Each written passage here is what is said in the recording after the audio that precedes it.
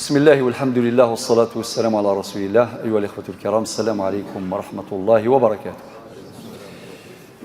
العنوان الدرس أسنسمي الحياة فرص.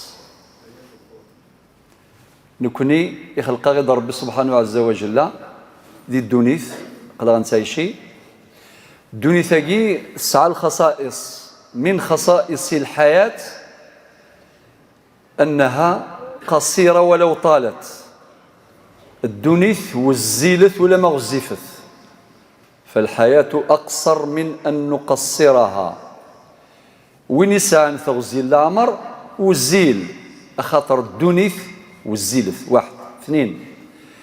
أكن من لا نسعى يوث نتوذرث ماشي سناف يوث. الحياة ألم أمل عمل أجل. ذا يقلان حياة ألم نساي شي ياكل ألم كل يوم نديس على الألم. وذي الزمرتيس يوظن يهلك، وذي التجارة ينس يخدم تجارة ولكن ورير في حارة. كل يوم نديس على الألم. أشو ثقرحا لن تقروح خاصة فردية، لن تقروح عامة، لن قروح العامة. خاطر سورة قارن استقبيثها ربي هنية فهنيض جيراننا ماكش تهناض ثوا شو تيك تهنا الجير نيكو هنا نرى نغي زوراني كثماثني العمومي العمومنا غثماثنا سنك من لهنا القروح. ولن قروح أخرى قروح حضارية نهضر في الحضارات شبه ربي ذاكي ذي غفلاني مقرانا. خاطر أنسوسع النظرة من الحومة إلى الأمة. سلا الحومة نكون خلا نصدق دي الحومة نسعى غفلان النغ مثلا نغفل تزدي مثلا نغفل ونسعى رافري نخص تريسيتي نغشو نخص نغبلك لاني وغورنا كان لن وغورنا دي الحومات. ولكن أكني نتسالي يعني نبضغ الأمة على مستوى الأمة لا كيف نسعى الهمومي مقرانا. أي القرن قبايليث كل جعل ربي ذا ذروم يفعل في اللون الهموم. ولكن دعوة الخير توزن خاطر العبد ما يسعى الهموم ويتسير بخير.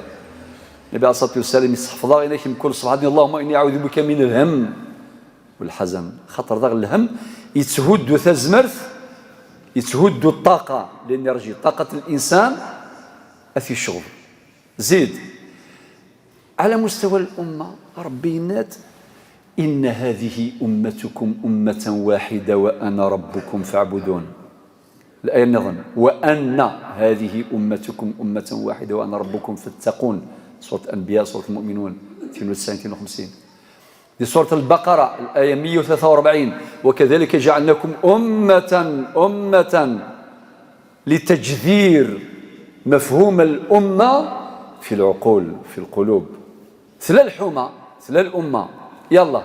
وكذلك جعلناكم أمة وسطا أي غير لتكونوا شهداء على الناس ويكون الرسول عليكم شهيدا.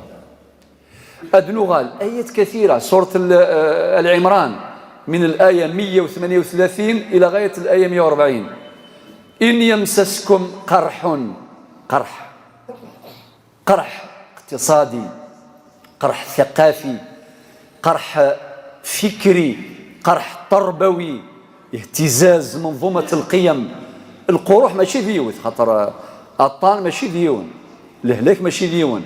ربا شو غدينا باش غديني إلا الشفاء إلا الدواء الكواليس. إن يمسسكم قرح فقد مس القوم قرح مثله وتلك الأيام نداولها بين الناس وليعلم الله الذين آمنوا ويتخذ منكم شهداء والله لا يحب الظالمين. شوفوا كان الشهداء تجي في سورة آل عمران في سورة البقرة الآية 143 وكذلك جعلناكم أمة وسطية تكونوا شهداء على الناس. الآية 41 من سورة النساء النبي عليه الصلاة والسلام سينا وصحبي يعني ابن مسعود هكذا يقول معظم الرواة، الناس اقرأ علي القرآن، الناس غير القرآن، الناس أقرأ عليك وعليك أنزل، أم كدغر القرآن في الله يكشيني في الله كي ينزل القرآن الزاي ذا ذرار إلا وكسان كورة جدير القرآن زدت النبي صلى الله عليه وسلم إن يسمح دغر فيه القرآن زدتك في الله كي ينزل الناس أحب أن أسمعه من غيري أم بعد إغراء يا أيها الناس اتقوا ربكم الذي خلقكم من نفس واحدة سورة النساء المي بضري وثلايا الآية 41 إذا الناس حسبك ذيل أحبس يعني ابن مسعود هناك ولا سود من النبي صلى الله عليه وسلم وإذا عيناه تذرفان الدموع هناك ولا الرسول صلى الله عليه وسلم يتسرو وقارن قبيليت ما فرع ذا توث ولي كان تقبيليت قبيلت تجدي تنزيه سيدي مسلاينا ما فرع أتوث شو المعنى هذا ما فرع الثجناوث طبعا ذا بين قوسين لما يسمى بالمحسنات يعني البيانية والبديعية مثل الكناية إلى التورية إلى كل شيء إلى التشبيه بجميع أنواعه كل شيء تدخل إنك ما فرع الثجناوث أدفك الهوى أتوث الهوى نسلا غير الرعدة غنسرجوا الهوى وقد المعنى إلى المعنى النظام ما فرع الثاسة أدفك مطون فرع ثاسة ما فرع أكن من لا أكن من لا فرع ثاسة نغلا أكد ياس الخبار الصفراحا أسرع الثاسة إذا غتستروض قد يبكي الإنسان بالفرح ود يسير الخبار هذا كيف فرع الثاسة كي ترعد الكبدة الدمعة تخرج والقاسم المشترك ير له كذي مطول زمان وقي زمان مفرع الثقيلة وثدف كمان ذي الهواء مفرع الثاسة الدفكي مطول زمان لذلك صدق الشاعر مسينا يا عين لقد صار لك البكاء عادة فصرت تبكين في فرح وأحزان أثيط يتسرون إما الفرح إما الحزن لذلك النبي صلى الله عليه وسلم يتسرو ديك السلاغي الآية 41 في سيد نزال مسينا حسبك ذي شو الآية اللي يتسرو النبي عليه الصلاة والسلام الآية 41 شو دلنا فكيف إذا جئنا من كل أمة بشهيد وجئنا بك على هؤلاء شهيدا توعرش هذا خوتي آية مثلا الشهادة في الأمة هذه الشهادة في الأمة النبي صلى الله عليه وسلم وذي الأمة تزرم إلى كلش لن وقدت فرحا أخاطر خدما ما شاء الله لم يضيعوا فرصة الحياة أو فرص الحياة ما ضيعوهاش وقال قادي فرح فرحنت أديروا سي الفرح وياض هذه تسرو أي غير خاطر سلحزن إنه تفضل مسلم وما يصليش مثلا بيناتنا برك يعني نكون يثمورثنا المغرب الإسلامي عموما ذا رمضان يكسع الزهر أكثر نصلي وقاعد يتصومن أطاس بارابور سيدي يهضر ربي ذاكي الديني كان إن شاء الله ربي سيدي يهضر باغي يهضر ربي ربي تثبتنا يزمر دي ليون بالك هذه تصلي في 70 سنة تثبت ربي صح يزمر يوني تظل 40 سنة تسيلي ان بروبليم هذا يروح كل اوروبي هذا يروح كلش لذلك ربي ينادي في سورة إبراهيم الآية 26 27 ينادي يثبت الله الذين آمنوا بالقول الثابت في الحياة الدنيا وفي الآخرة ويضل الله الظالمين ويفعل الله ما يشاء كل شيء في ربي سبحانه لذلك الدغالغ إلى وين نخص بكل صراحة لأن سيون حكيم لأن سشافي نظر العبد مظلرة مي قاردين نسلم سيدي هذا ربي إن يسال المؤمنين يوانرو في الوقت كيف الله ما تشكين عودة تصدروا إنسلم ونتظلى شغل كروايون اون براتيكو معناها حاجة عجيبة إن يسلموا أبري ثقال شو سينا السوق ما يعمر يفرو غاس ما يزنس الغلا أما كنا غادي قار اما كنفرون للسواق كاين الدونيث فرون ولا السوق الدونيث ديال السواسه يفرو ذاين ميقارني لا وسا الا وزكا الا وزكا اما السعد بوين يتحزبن يوسا يوزكا يوزكا. اذا الحياه الم ولكن يخفيه امل. ذا شو غادي ترى من الروح الاسبوار ذا السيرم لا اموظين يسعى السيرم هذي ذوي وين يخسر التجاره يخدم من بروجين 10 هذه يسعى السيرم يدير مشاريع يجدد النيه والاراده والعزيمه ارباب العزمات ربي يوفقهم وقل يلا كمل. الامل يلها السيرم يلها. سيدنا يعقوب اسمي يجمع الراويس زرت ما شاوت سيدنا يوسف يجمع الراويس ويوسف داينه يتشاثوا الشان بوين بلا بروف دليل اذا من ذي القميصينس داينه عدى العوام نورمالمون سيدنا يعقوب هذا يايس بلغه المنطق اجتمعت عوامل الياس بلي يوسف لن يعود عليهم السلام ولكن سيدنا يعقوب يجمع الدراويس يزاض قولا ونسنا السيرم من يا بني يذهبوا فتحسسوا من يوسف واخيه ولا تيأسوا من روح الله. حذر فتيسم. صدق الشاعر أعلل النفس بالآمال أرقبها ما أضيق العيش لولا فسحة الأمل. ولذ وين يعصم ربي 70 سنة يبدا تظليث مبروك فلاس هذه مرات راباج فور نورمال يزمر يعاون ربي. المهم السيرم أما ذي العبادات ذي الطاعات ذي القربات ذي الباقيات الصالحات ذي التجارات في جميع مجالات الحياة. المحطة الثالثة العمل ألم أمل إلى السيرم مي الأمل الذي يدفع إلى العمل خاطر ما يقيم السير مكان ما ينفعش يقيم الفلاح هذه كرا ذي كرز هذه السفغ ذي يوا هذه الزرع وذي كرز وذي يرجو ربي سلام. ما كاينش فلاح اللي نبت الزريعه غير ربي اللي نبتها. ربي سبحانه امر السماء فامطرت وامر الارض فانبتت كفى ووال. ولكن الخدمه الا قاد يخدموا فلاح ابري ربي مدي فيك الرزاق ذا فلاح الا قاد يغال غادي يطفى مير غادي يخدم ثلاثه بسم الله هذه روح هذه مير في مارس وهذه السروث. اذن هذا عالم الاسباب نشاطنا في عالم الاسباب. لذلك ربنا إن في سورة التوبة الآية 105 تقرأ خدمة الأمل إسعام ترجموه إلى عمل إناد وقل اعملوا فسيرى الله عملكم ورسوله والمؤمنون وستردون إلى عالم الغيب والشهادة فينبئكم بما كنتم تعملون. إن يسوف لحزيك وين يبغى نسكسو سوذي وسنين مدنا سيدي إلا قد يشرو ثيدي كفا وين يبغى نسكسو سوذي أرنوياس وسنين مدنا سيدي معناه دي سوان ستاتيو سبيس دي المجتمع بالقدر إلا قد يشرو ثيدي يكفى ثورة يقيمد في هذا المجال فرص العمل فرص اشحال الفرص ينسعى.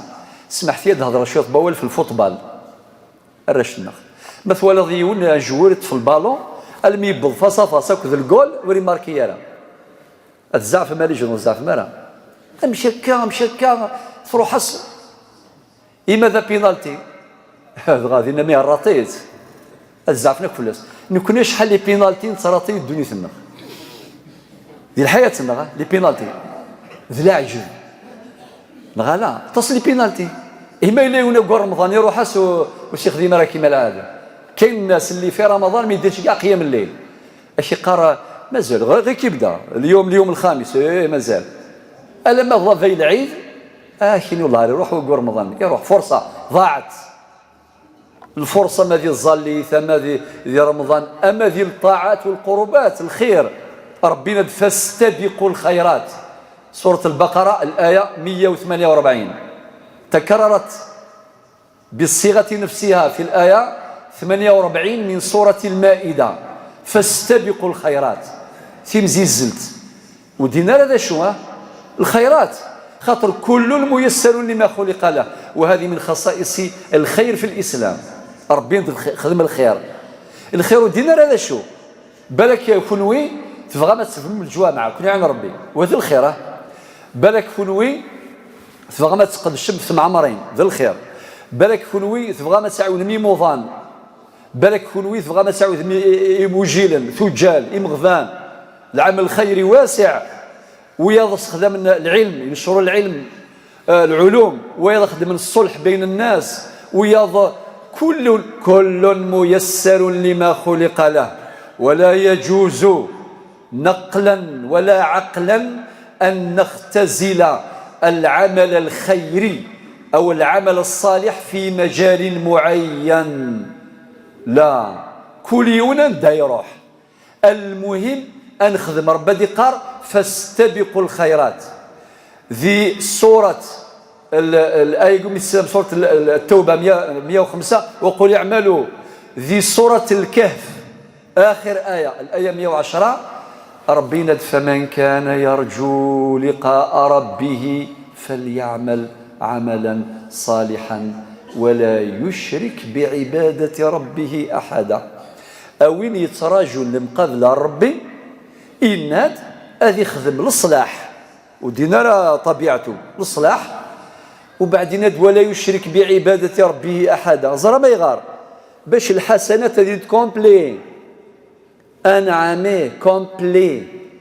لذلك نصيحة لوجه الله، ماشي وين اللي يساعد يتيم يدير له فوطو يبعثها للفيسبوك. سي بون، مش مليح هذا الشيء. كاين كرامة الإنسان فوق كل اعتبار. أنا عاميه ما قلتش لا يجوز، أي نقول عس روحك. كاين دي زيفي سكوندير، كاين نتائج عكسية، أثار سلبية. طفلاكي قشيشاكي ذا وجيل تفكر الخير في كاس الخير يغير تفوتي على الفيسبوك يغير أزكى ذي مغار يلا 20 سنة ذي في مانيس والله غير في كان يدا تشكرت نسميد من بعد فوطينية كنت شكرت نسميد يغير. فلنحذر. لا تكنولوجي تحتاج إلى ضبط وتحتاج إلى مرافقة من قبل القيم، ترافقها القيم لتعمر.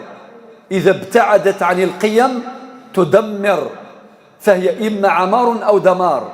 لا تكنولوجي ما إلا تروحي لسلي فالور تصرف كاع خوف ربي وكذا ما شاء الله، مولاش زمات ضور زمات جرح. تجي ملاحظة كان بين قوسين، خاطر جاء سؤال فكان الجواب بهذه الطريقة السريعة، بهذه الطريقة السريعة. لذلك ربي قال فمن كان يرجو لقاء ربه فليعمل عملا صالحا ولا يشرك بعبادة ربه أحدا.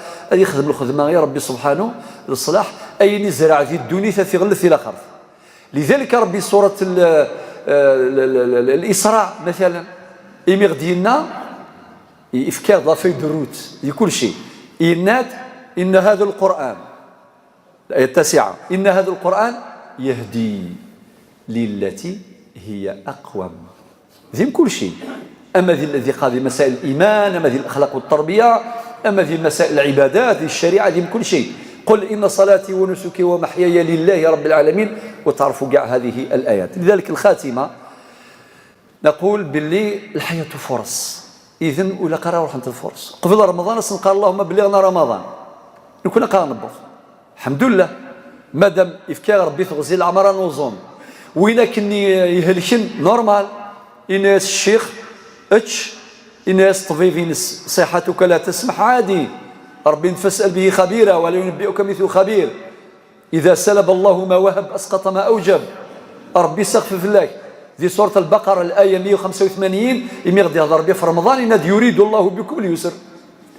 ليسر خاطر غير تصغر الحال. رمضان لما كان يسعى زهر نتفضي نظام 50 سنة من بعد سيقا سنين شهر رمضان أتفضوض تصدق الفلاس صافا يتغي ضيف الغيظ النساء على جرف الفلاس على بالك مو يتسقى ذارا. خاطر ربي سبحانه ذي سيقار ليسر أمشينا من يوزان كيف ولا جاد ربي تتسكن ذا كان ذيني من ربي سبحانه يزرع إن يغيدي الآية 185 يريد الله بكم اليسر ولا يريد بكم العسر. ليسر ذيني من قارن قبائل رحمة ربي زيك إنك كيف كربي ثلاثة السر وكن يفكر ربي السرد اللي سر ياك دعوة الخير أتزين تكون في السرد اللي سر. ذي سورة النساء الآية 28 يريد الله أن يخفف عنكم وخلق الإنسان ضعيفا. سورة الحج الآية 78 وما جعل عليكم في الدين من حرج. والنبي عليه الصلاة والسلام الأحاديث تترى يسروا ولا تعسروا يسروا ولا تعسرا. ثبت عن النبي صلى الله عليه وسلم أنه ما خير بين أمرين إلا اختار أيسرهما ما لم يكن إثما. يعني عندك أحاديث في السنة القولية وفي السنة العملية بل حتى في السنة التقريرية.